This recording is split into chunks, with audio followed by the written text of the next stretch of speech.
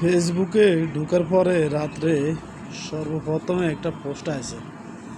তো পোস্টটা সর্বপ্রথম দেখলাম কি লেখা এইতে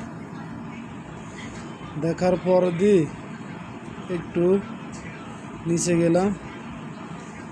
গেলাম নিচে যাওয়ার পরে দেখি এখানে যে সুমনকে নিয়ে যে আইডি থেকে পোস্ট দেওয়া হয়েছে, সুমনা আবার এই আইডিতে কমেন্ট করছে। তো কমেন্টটা আপনারা দেখেন। তো বিষয়টা আমি পরে বলতেছি আপনাদেরকে। তো পরবর্তীতে সে আবার রিপ্লাই মেসেজ করছে।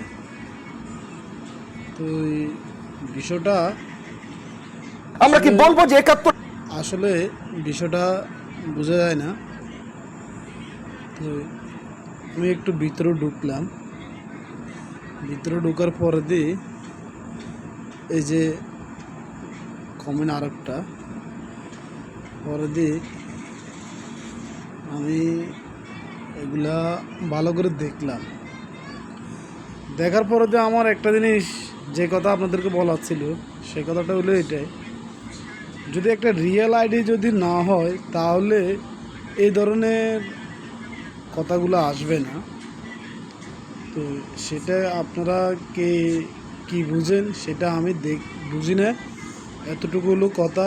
দীর্ঘ অনেক দিন ধরে এই আইডিটা আমরা সবাইকে ডিস্টার্ব করে, বিভিন্ন জনে বিভিন্নভাবে বলতেছে, শোনাইতেছে অনেক কথাবার্তা।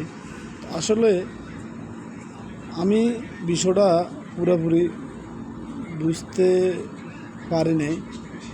আসলে এটা একটু স্ক্রিন ভিডিও করে রাখলাম আর কি।